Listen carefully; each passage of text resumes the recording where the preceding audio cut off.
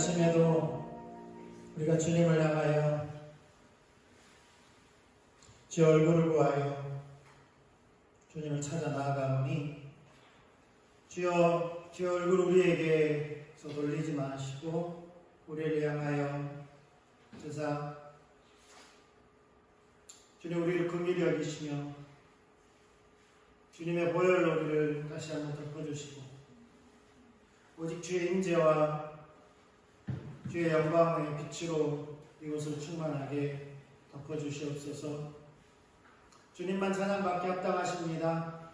주님 감사합니다. 예수님의 이름으로 기도했습니다. 아멘. 네, 거제 일회교회 주일 예배 함께 하신 하나님 축복합니다. 우리 찬양하면서 이렇게 예배로 나가겠습니다.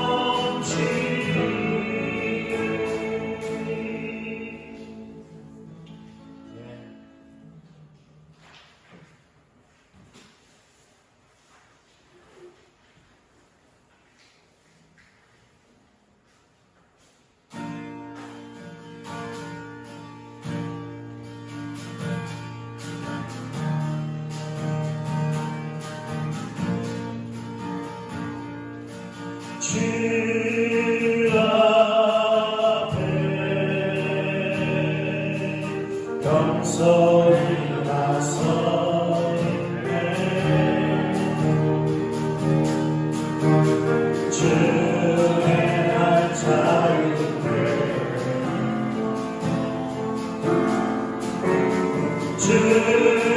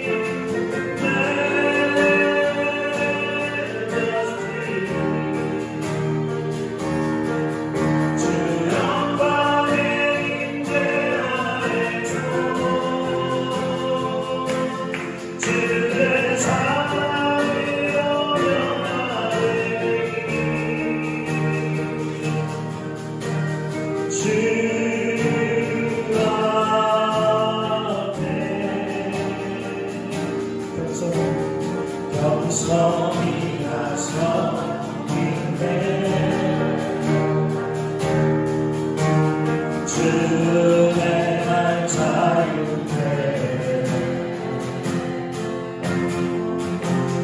주 앞에 죄인 된 내 모습 보내 주 보혈날 덮으셨네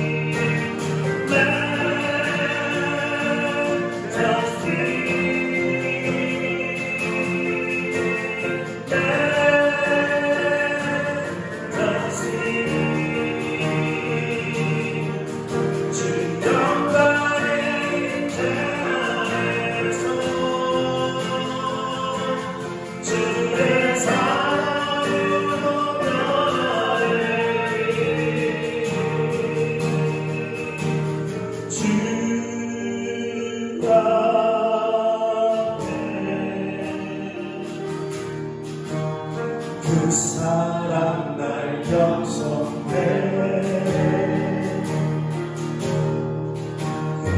용서받은 나 용서하네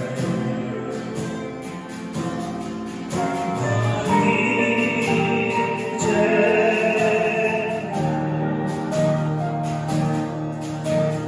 주 사랑 안에 있네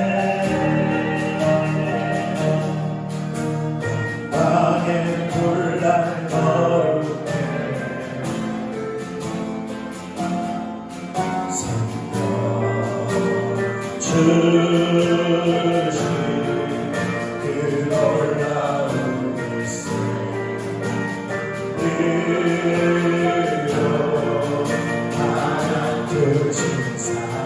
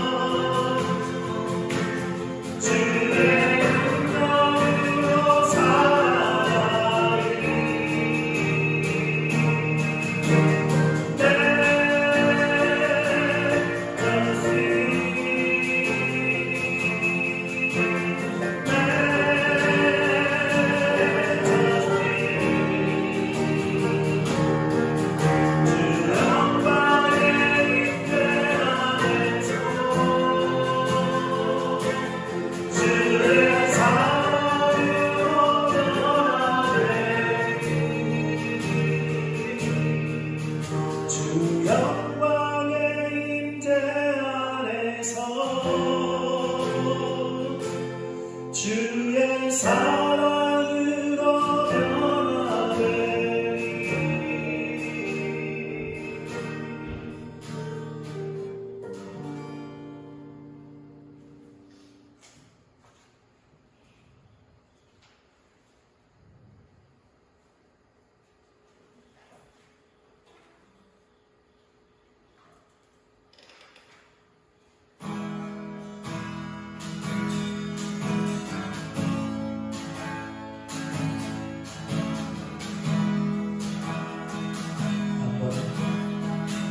한 번의 영광의 왕 구름 타고 오시네. 주님이여 모두 떠내 남보의 사랑의 주 우리 죄를 씻기네. 노래하고 찬양해요. 호산나 호산나 호산나 높은 곳에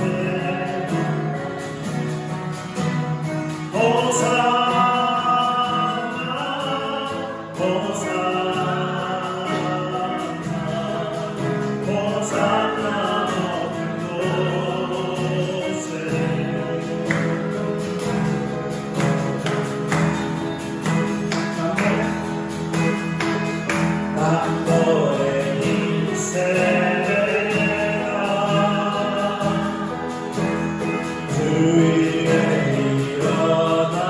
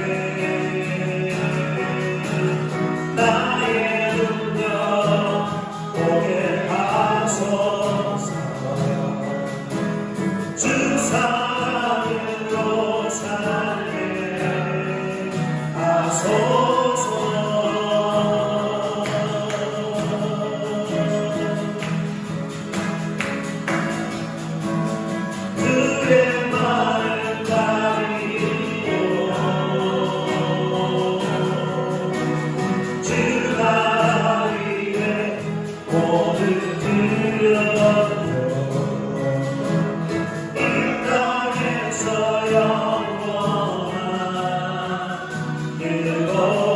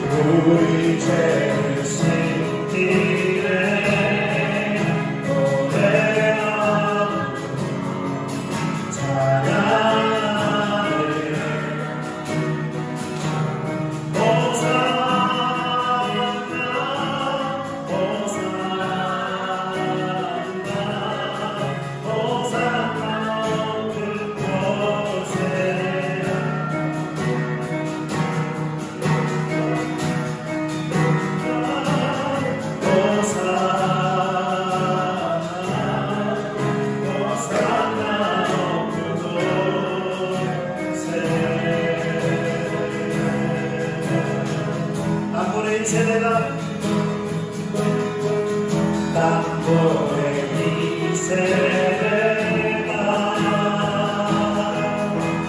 주님의 이런 날에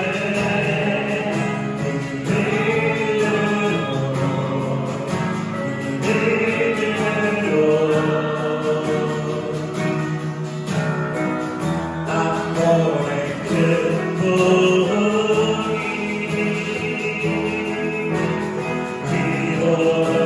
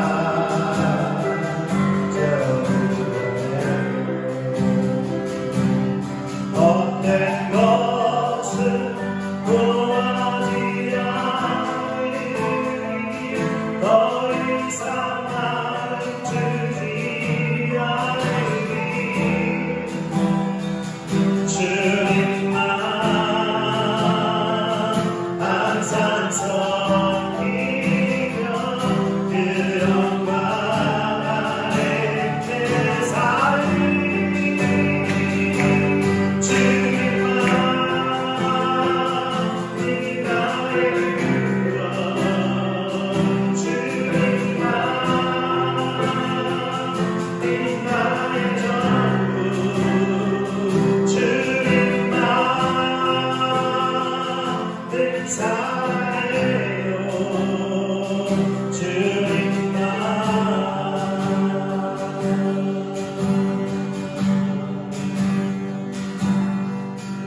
내 안에 살아계신 주 따라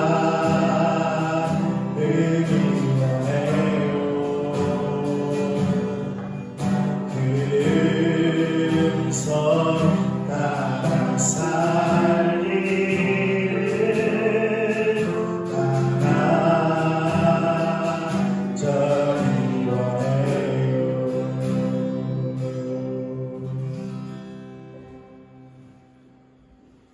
아멘.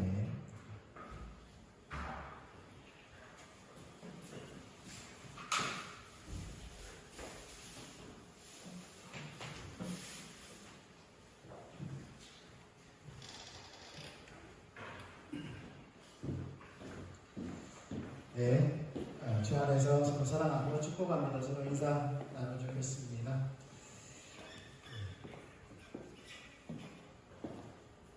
어제 일회교회 주일에 함께 하시는 문화를 다시 한번 축복합니다.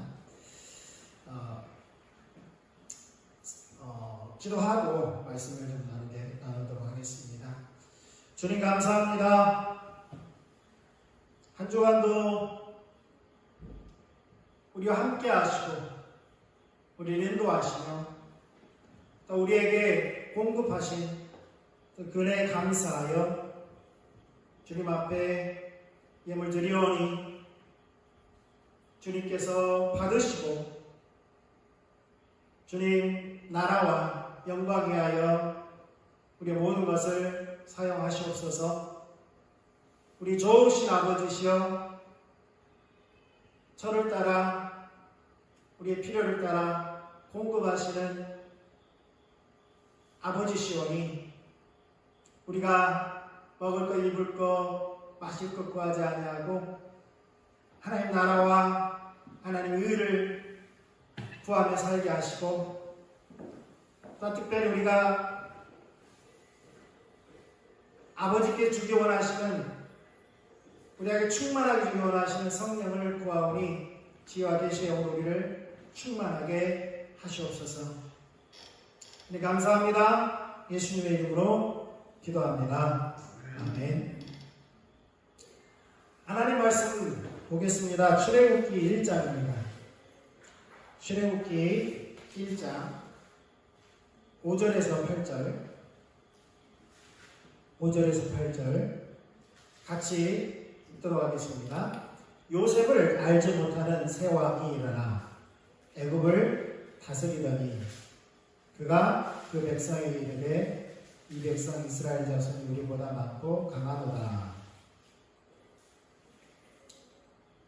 죄송합니다. 5절부터 읽어야 되는데요. 제가 야곱의 허리에서 나온 사람이 모두 70이요 요셉은 애굽에 있었더라. 요셉과 그의 모든 형제와 그 시대의 사람은 다 죽었고 이스라엘 자손은 생육하고 불어나 번성하고 매우 강하여 온 땅에 가득하게 되었더라. 요셉을 알지 못하는 새 왕이 일어나 애굽을 다스리더니 이 백성 이스라엘 자손이 우리보다 많고 강하도다. 네, 거기까지 읽겠습니다.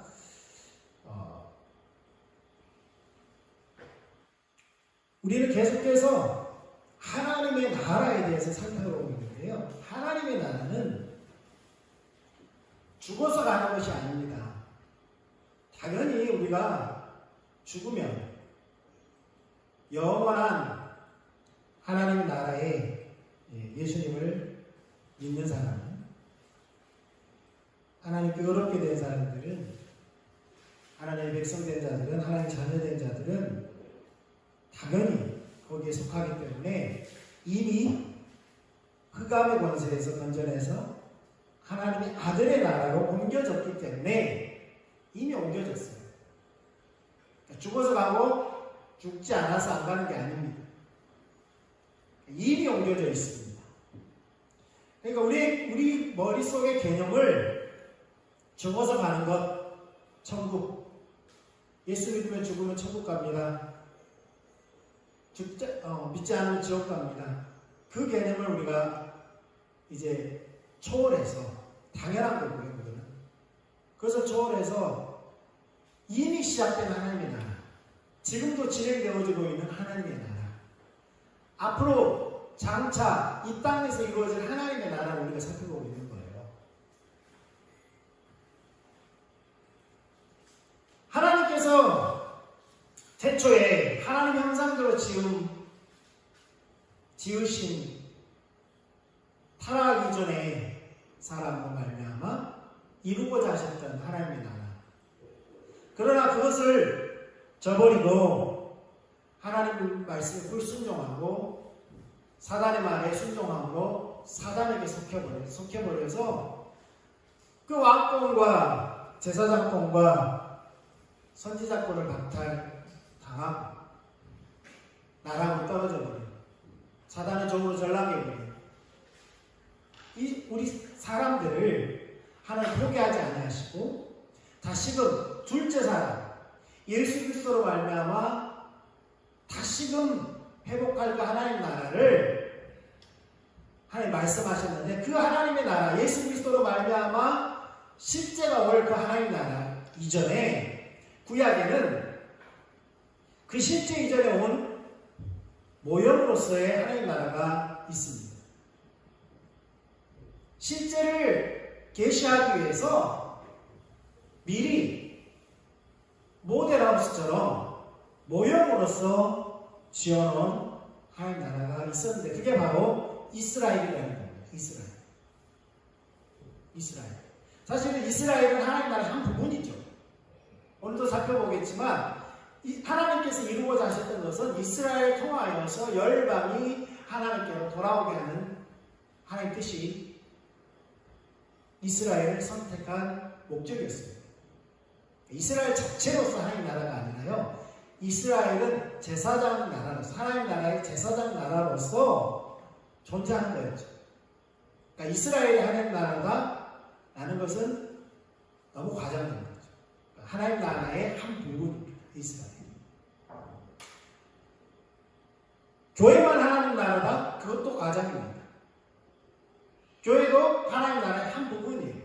이스라엘처럼 세계와 열방이, 모든 민족과 방언들이 주께로 돌아오도록 교회를 세우시고 마치 이스라엘을 세우신 것처럼 그렇게 통로로서 사용하고 있는 것입니다. 그런데 구약이 되었던 신약이 되었던 하나님 나라에 항상 위기가 찾아옵니다. 위기. 하나님 나라가 불완전해서 위기가 찾아오냐? 그게 아니고, 하나님 나라가 완성되어지면, 예수 그리스도로 말미암아 온전해지면 뭐가 끝나는 겁니까? 사단의 나라가 끝나는 거예요. 그런 측면에서 사단은 끝까지 자기가 결론적으로는 실패할 걸 알지만, 자기가 패배할 걸 알지만 이미 패배했습니다. 그런데 완전히 패망할 것을 알지만 끝까지 할 수만 있으면 택한 자라도 넘어뜨리려고 하는 사단의 전략입니다. 같이 멸망당하는, 소위 물귀신 작전이라고 하죠. 자기만 죽는 것이 아니라 같이 죽으려고 하는, 그게 사단의 목적입니다. 그래서 예수님은 선한 목자는 어디로 들어와요? 문으로 들어와요. 그런데 강도는 울타리를 넘어서 들어옵니다. 그리고 강도가 인자가 온 목적은 생명을 주고 생명을 풍성케 하는 데 목적이 있지만, 강도는 빼앗고 멸망시키는 데 목적이 있다고 했습니다. 사탄은 바로 자기의 잔존 세력인 악한 영들을 통해서 할 수만 있으면 할 수 없지만, 이건 가정입니다. 절대 할 수 없습니다. 할 수만 있으면 하나님 나라를 방해하는 거예요. 근데 어떻게 방해하냐? 아직도 육신을 가지고 있는 사람들을 유혹해서 넘어뜨림으로 하나님 나라를 방해하고 지연시킵니다. 지연시켜요. 그런 의미에서 위기가 찾아오는 겁니다. 하나님 나라 불안전해서가 아니에요. 하나님 할 수 없어가 아니에요. 하나님은 할 수가 있어도 어떻게 하려고 그래요? 멸망으로 치닫고 있는 연약한, 죄악에 빠져있는 연약한 사람들을 건져내서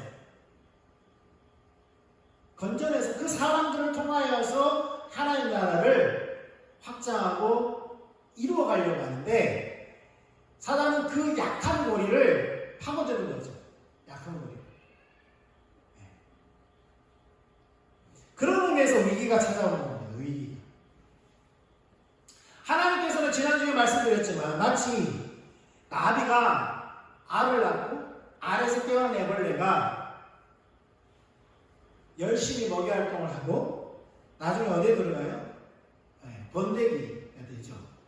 그 안에 들어가서 나중에 나비가 되어서 나옵니다.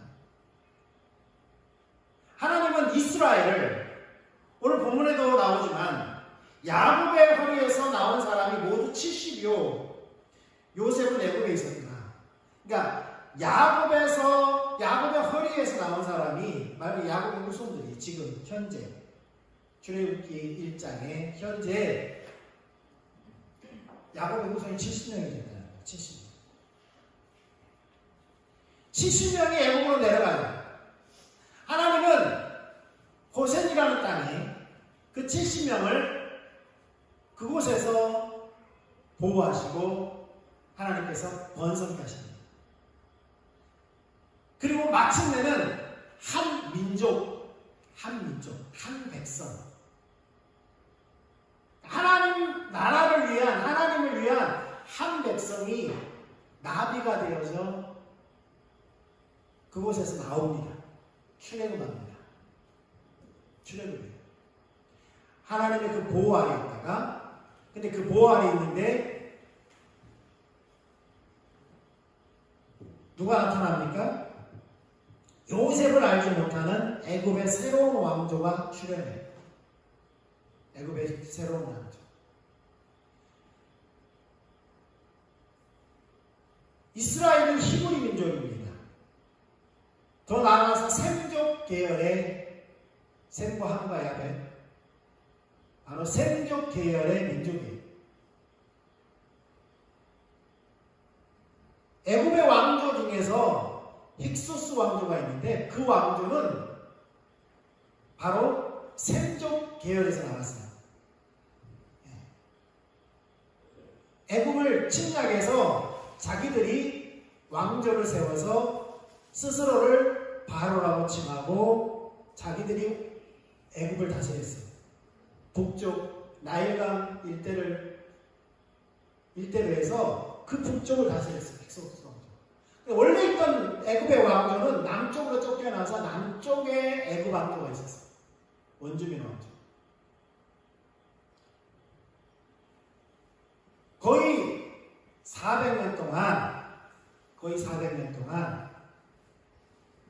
이제 힉소스 왕조가 몰락하고 다시금 남쪽에 있던 원래 애굽 왕조가 북으로 진군해서 다시 애굽을 차지합니다.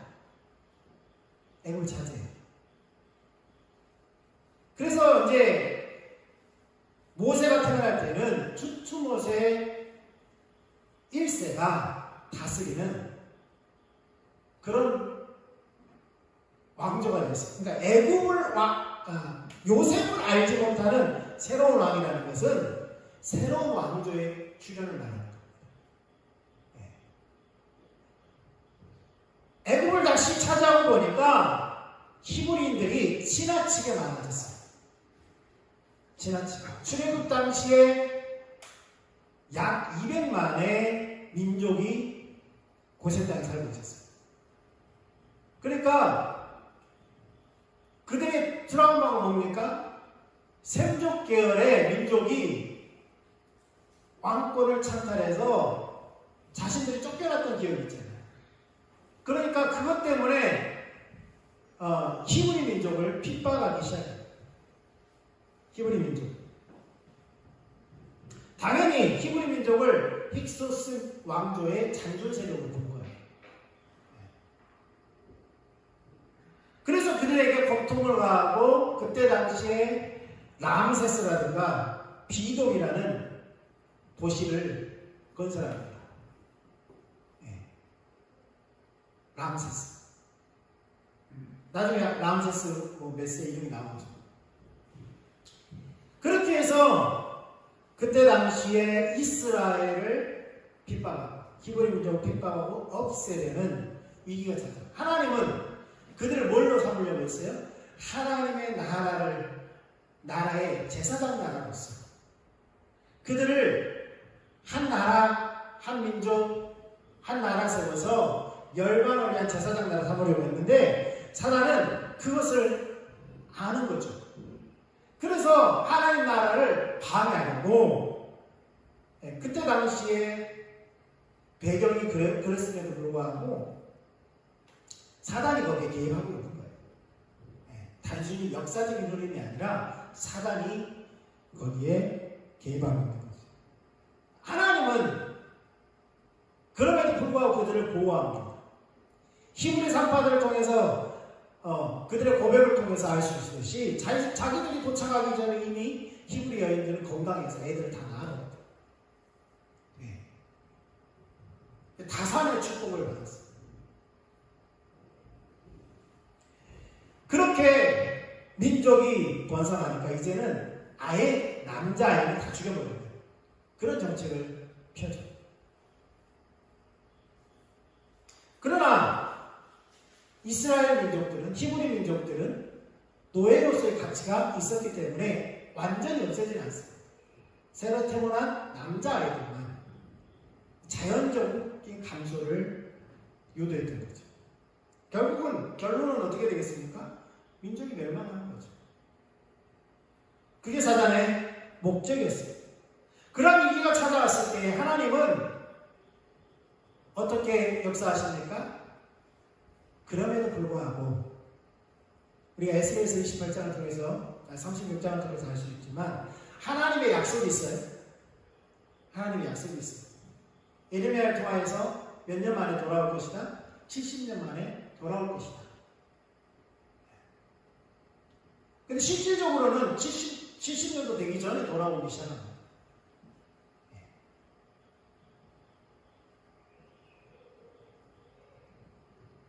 하나님의 약속이 있지만 그럼에도 불구하고 이스라엘이 그들이 내게 어떻게 하여야? 구하여야 하리니 내게 구하여야 하리니 기도하여야 하리니 그때 하나님께서 그 약속을 이루겠다라고 말씀합니다. 오늘 본문에도 마찬가지입니다. 이스라엘 백성들이 고통을 당합니다. 출애굽기 2장 24절에 보면 이렇게 말씀하고 있어요. 하나님이 그들의 고통 소리를 들으시고 하나님이 아브라함과 이삭과 야곱에게 세운 그 언약을 기억하사 하나님이 이스라엘 자손을 돌보셨고 하나님이 그들을 기억하셨더라. 3장 7절에서 10절에 뭐라고 말씀하냐면 여호와께서 이르시되 내가 애굽에 있는 내 백성의 고통을 분명히 보고 그들의 감독자로 말미암아 부르짖음을 듣고 그 근심을 알고 내가 내려가서 그들을 애굽인의 손에서 건져내고 그들을 그 땅으로 인도하여 아름답고 광대한 땅 젖과 끓이는 땅 곧 가나안 족속, 헷 족속, 아모리 족속, 브리스 족속, 히위 족속, 여부스 족속의 지방에 데려가려 하노라. 이제 가라. 이스라엘 자손의 부르짖음이 내게 당하고 애굽 사람이 그들을 괴롭히는 학대도 내가 보았으니 이제 내가 너를 바로에게 보내어 너에게 내 백성 이스라엘 자손을 애굽에서 인도하여 내게 하리라. 모세에게 말씀하신 거예요. 지금 모세가 태어나기 전부터 새로운 왕조가 히브리 민족을 핍박하고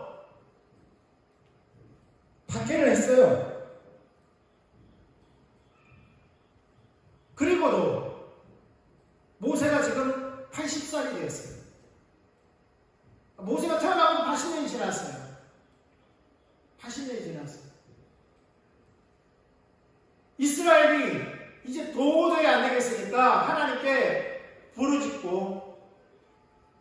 부르짖었어요. 그러니까 하나님께서 그 소리를 듣고 하나님께서 뭘 기억하셨다고요? 아브라함과 이삭과 야곱에게 세운 그의 언약을 기억하세요. 하나님 몰라서 기억했다는 표현을 할까요? 하나님 이미 알고 계시죠. 그런데 무엇과 연관이 있어요? 하나님이 기억하는 것은 무엇과 연관이 있어요? 부르짖음과 연관입니다. 중보 기도와 연관입니다.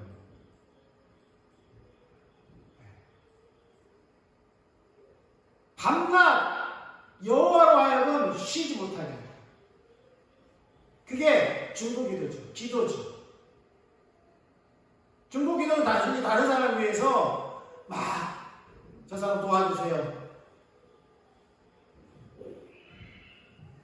우리가 그걸 제사장적 기도라고 해요. 정확하게 표현합니다. 제사장적 기도입니다. 다른 사람을 위해서 기도해 주는 것은 제사장적 기도예요. 제사장적 기도.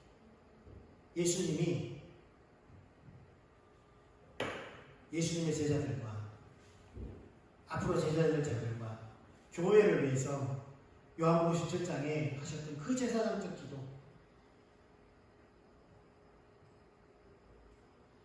정확하게 말하면 이제 중보기도는 하나님께서 약속하신 그것을 하나님으로 하여금 하나님의 때에 이루라고 기도하는 것이 중보기도입니다. 하나님께서 하나님의 약속을 누구에게 하셨습니까? 아브라함에게 하셨고 이삭에게 하셨고 야곱에게 하셨어요. 그런데 중요한 것은 하나님의 때가 있습니다. 하나님의 때가 있습니다. 하나님 때가 있어요. 그러면 언제부터 이스라엘은 기도했을까요? 그들이 고통을 당할 때부터 기도했겠죠. 그런데 이 기도는 언제부터 시작됐을까요?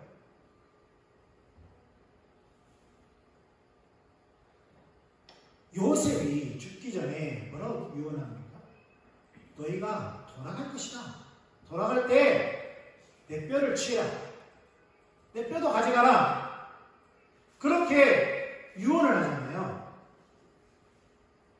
요셉은 아마도 그 뜻이 이루어지도록 죽을 때까지 기도했을 거예요.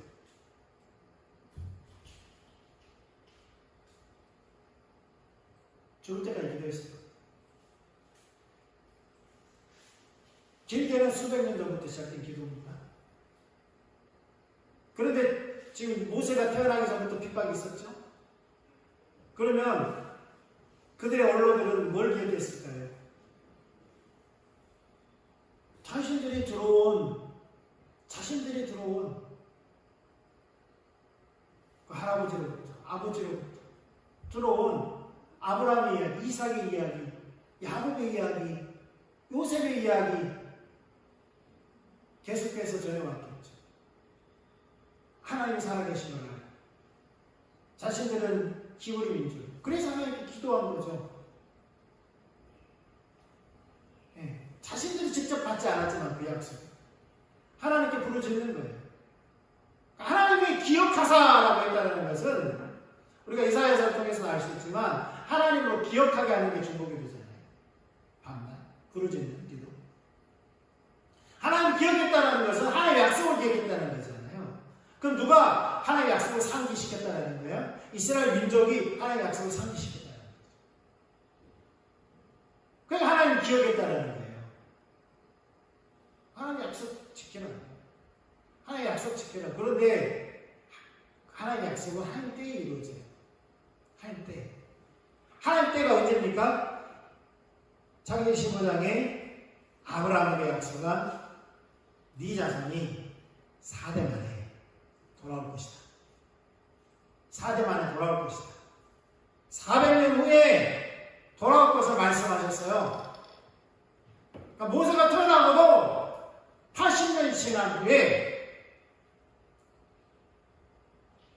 하나님께서 이스라엘을 출애굽시키려고 모세를 선택하시죠. 그래서 좀 전에 읽었던 말씀, 하나님께서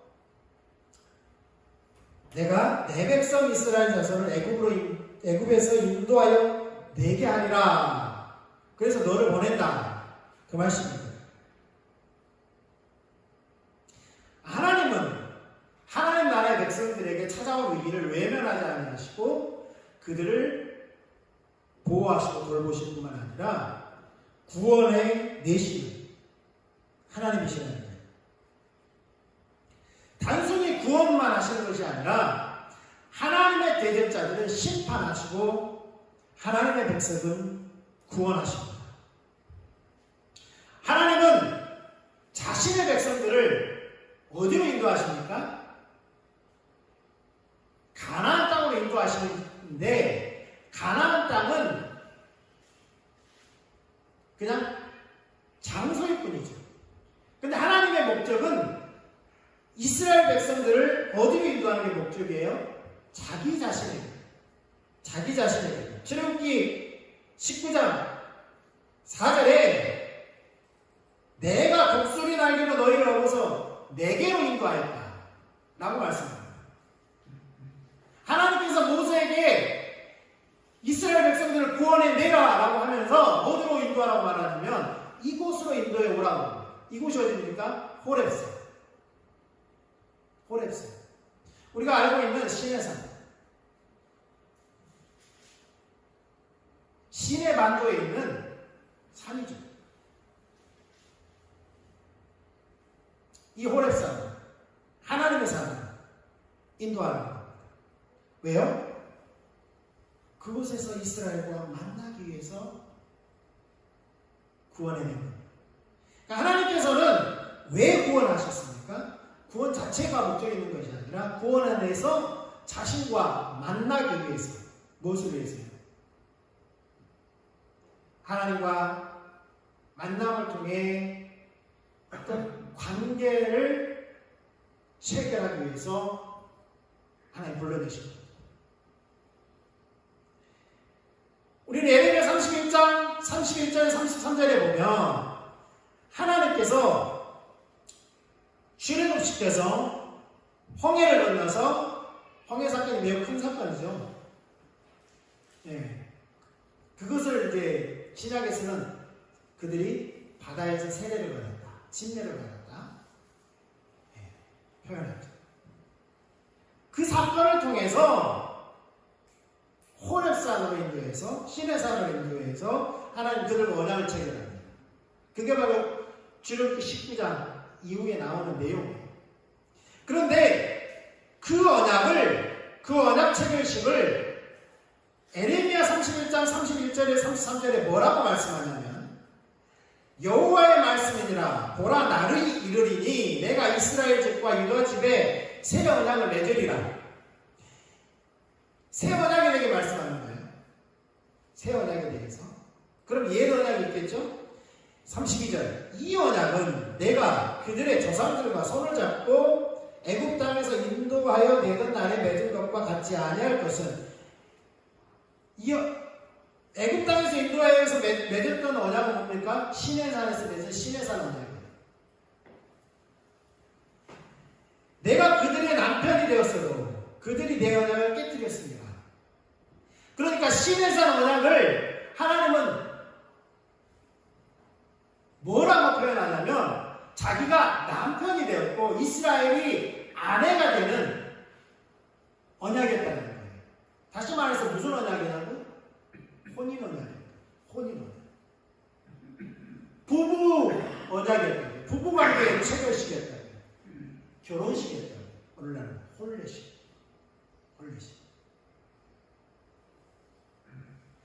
가나안 땅은 홀례식을 치르고 들어가서 살게 된 뭐예요? 신접 살림이에요.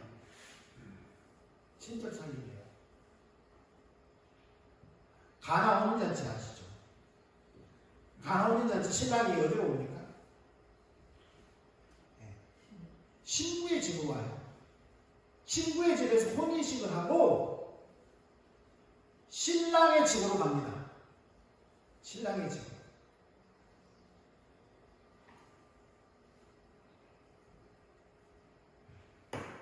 마찬가지입니다. 예수님이 신랑으로 오시죠. 그럼 신부된 교회와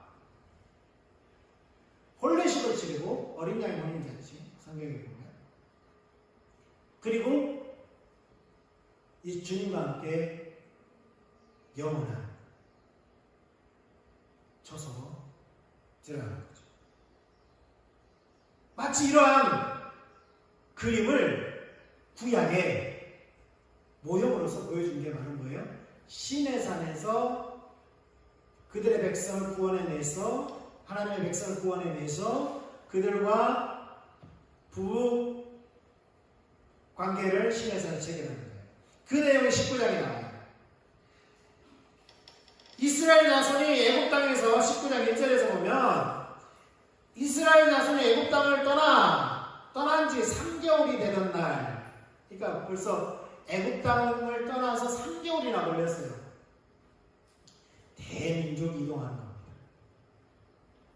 쉬운 일이 아니에요. 쉬지 않고 갈 수도 없는 거예요.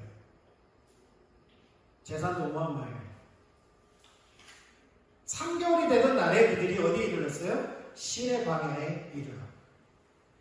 그들이 르비딤을 떠나 시내 광야에 이르러 그 광야에 장막을 치되, 이스라엘이 거기 산 앞에 장막을 칩니다. 하나님의 산. 모세가 하나님 앞에 올라가니 여호와께서 산에서 그를 불러 말씀하시되, 너는 이같이 야곱의 집에 말하고 이스라엘 자손들에게 말하라. 하나님께서 먼저 지금 프로포즈를 합니다. 프로포즈를 해요. 내가 프로포즈 내용이 뭐냐면 4절이에요. 내가 애굽 사람에게 어떻게 행하였습니까? 내가 어떻게 독수리 날개로 너희를 업어 내게로 인도하였음을 너희가 보았느니라. 세계가 다 내게 속하였느니 너희가 내 말을 잘 듣고 내 언약을 지키면 너희는 모든 민족 중에서 내 소유가 되게. 지난번에 말했습니다. 내 소유라는 것은 히브리어로 서굴라라는 것은 내밀한 관계, 친밀한 관계, 가장 가까운 부부관계를 말해요. 히브리어로 야가라는 말이 다 안다라는 말이에요. 이거 부부관계를 또 말합니다. 하나님은 남편이 되고 이스라엘은 아내가 되면서 둘 사이에 아무것도 숨기지 않는 그러한 내밀한 관계, 내 소유.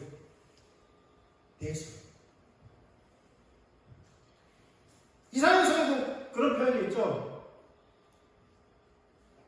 뷰라.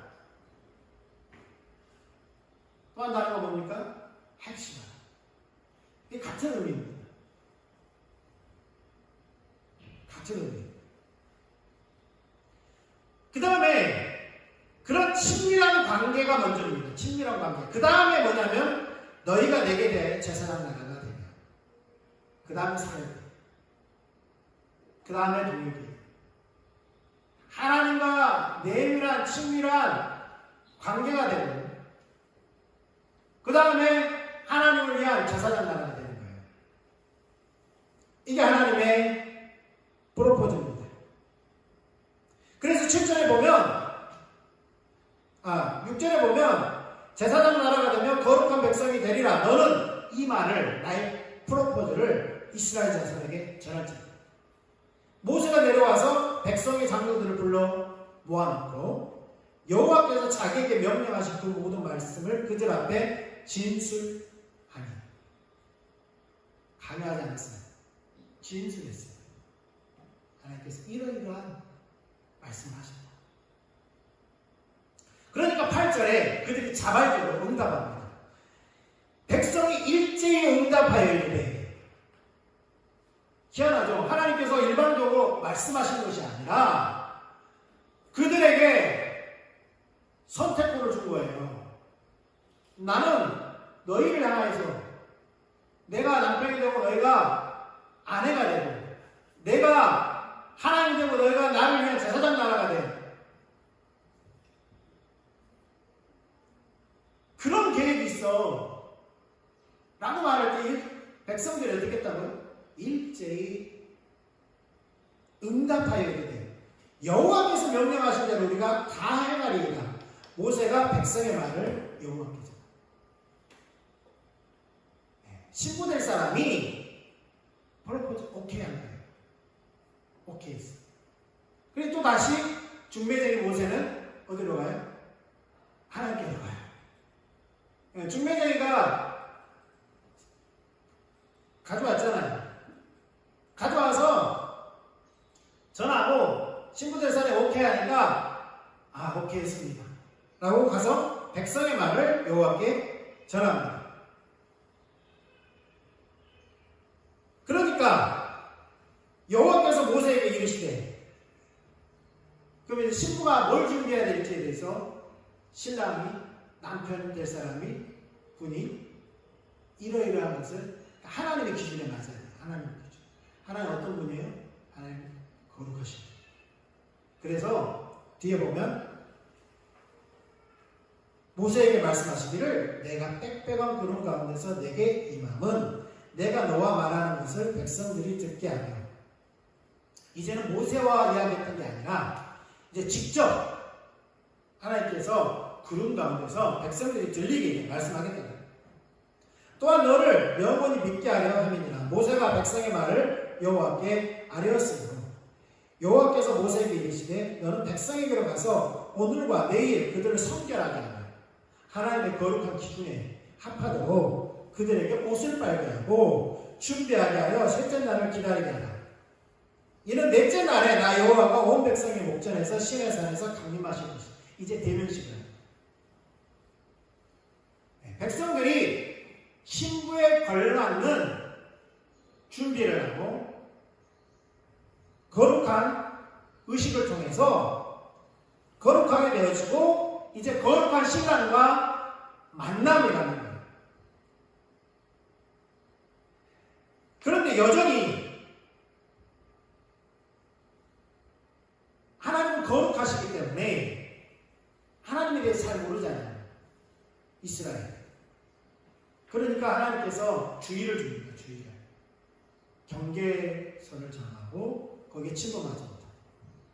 하나님께서 그들을 죽일지도 모르겠다. 하나님의 거룩하심이 그들을 불태울 수 있기 때문에, 소멸하는 하나님 불이기 때문에 하나님의 거룩한 영역을 침범하지 못하도록 그렇게 하나님께 주의를 주십니다. 그런 내용이 이제 쭉 나와요. 그렇게 해서 이스라엘과 만나고 하나님께서 이제 그들에게 뭘 줍니까? 부부의 언약을 체결하고 그 언약의 내용이 함축되어 있는 두 돌판을 중매쟁이에게 주는 거예요. 그게 쉽게 말해요. 두 돌판. 근데 이 신혼 뭐죠? 혼인 계약서에 잉크도 말하기 전에 뭘 어떻게 해요? 금송아지를 만들어 놓고 우상을 숭배하죠. 그래서 하나님께서 예레미야 31장에 내가 그들의 남편이 되어서 그들의 내 언약을 깨뜨렸다. 근데 하나님은 계속해서 인내하시죠. 계속해서 인내하시죠. 무엇을 위해서 인내하십니까? 그들이 돌이키는 데도 목적이 있었지만 하나님 실제가 오기 전까지 하나님은 전략적 인내를 하십니다. 전략적.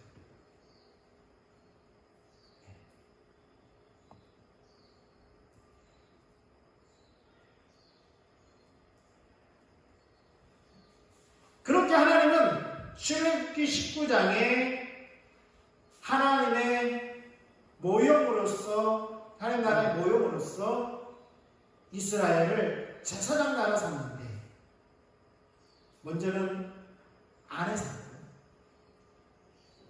또 제사장 나라 섰는데 그런 언약을 체결하는 내용으로서 19장이 펼쳐지고 있는 거죠.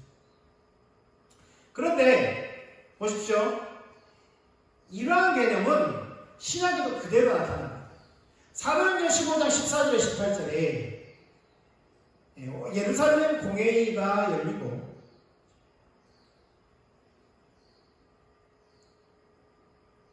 시몬이 14절 시몬이 누굽니까? 시몬 베드로였죠. 자, 14절에 하나님이 처음으로 15장 14절 이방인 중에서 자기 이름을 위할 백성을 취하시고 그들을 돌아보신 것을 시므온이 말하였습니다. 선지자들의 말씀이 이와 같이 일치하도다 기록된 바 이후에 내가 돌아와서 다윗의 무너진 장막을 다시 지으며 그 허물어진 것을 다시 지어 일으키리니 이는 그 남은 사람들과 내 이름으로 일컬음을 받는 모든 이방인들로 주를 찾게 하려 함이니라 하셨습니다. 즉 예로부터 이것을 알게 하시는 주의 말씀이라 함과 같으니라. 하나님은 단순히 이스라엘을 선택해서 그들을 하나님의 백성 삼는 목적이 있었던 것이 아니라 그들을 통하여서 이방인들이 돌아오게 하는 것이 예로부터 이것을 알게 하시는 주의 말씀입니다. 이미 하나님은 그것을 말씀하셨고 구약에도 그런 목적으로 하셨고 신약에도 어떻게 하겠다는 거예요? 무너진 다윗의 장막 일으켜서 그 허물어진 것을 다시 지어서 그 남은 사람들과 내 이름으로 일컬음을 받는 모든 이방인들로 주를 찾게 하는 거예요. 그러니까 예수 그리스도께 속한 모든 자들이 주님을 찾음으로 주께 돌아오게 하는 거예요. 이러한 목적을 위해서 이스라엘을 선택하셨고 다윗의 장막을 일으키셨고 무너진 다윗의 장막을 다시 세우겠다는 약속입니다.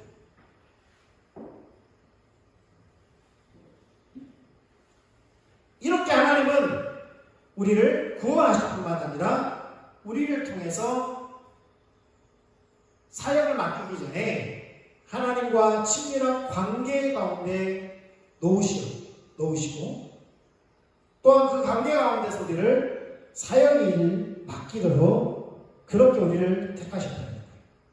이스라엘을 택한 목적도 마찬가지입니다. 나비가 되어서 훨훨 창공을 나르는 것은 그 나비를 보고 뭐예요? 그 아름다움을 보고 하나님의 창조의 그 솜씨를 보고 하나님을 찬양하는 하나님을 예배하게 하는 그런 역할 통로로서 나비의 역할을 충분합니다. 오늘 우리의 역할도 마찬가지입니다. 그래서 베드로전서 2장 9절에는 너희는 택하신 족속의 왕같은 제사장들의 거룩한 나라의 그의 소유가 된 백성이니 이는 너희를 어두운 데서 불러내어 흑암의 원세에서 건져내어 아들의 나라로 옮겼어요. 그의 기이한 빛에 들어가게 하신 하나님의 아들의 나라로 옮겼어요. 예. 흑암에서 빛으로 들어가게 했어요. 그 이유가 뭐냐? 아름다운 덕을 선포하게 하려 하십니다. 제사장적 사명, 선지자적 사명 감당하라. 왕이 되고 제사장이 되고 선지자가 되게 하셨다. 오늘날 그리스도인을 일컬어서 베드로는 그러한 역할을 말씀하고 있습니다. 여기에 절제는 뭐가 됐다고요? 그의 소유가 된 백성이 되어서 이러이러한 사역을 감당해야겠다. 하나님 나라에 위기가 찾아옵니다. 그것은 사람으로 말미암습니다. 그러나 연약한 우리 때문에 사단은 그 연약한 고리를 틈을 타는 거예요. 우리가 할 수 있는 것은 하나님께 붙어 있는 거죠. 붙어 있을 때만이 떨어질 때에 사단이 그 틈을 타는 거예요. 그러니까 우리는 끝까지 틈이 없도록 붙어 있어야 돼요. 그렇게 붙어 있을 때에 내밀한 관계, 친밀한 관계 가운데 있을 때에 우리에게 주어진 사역을 온전히 감당할 수 있게 됩니다. 그렇게 될 때에 하나님 나라가 하나님 원하시는 때에 하나님 원하시는 만큼 우리를 통하여 펼쳐질 수 있는 것입니다. 우리가 그렇게 통독의 되기를 스스로를 축복하고 서로를 축복하고 이 땅의 교회를 축복하고 열방이 그렇게 돌아오기를 우리가 중보하고 그렇게 한 주간도 승리하시기를 주님으로 축복합니다. 우리 오늘 시간이 많이 가서 기도하고 마치도록 하겠습니다. 하나님 아버지 감사합니다. 우리의 눈을 열어 보게 하여 주십시오.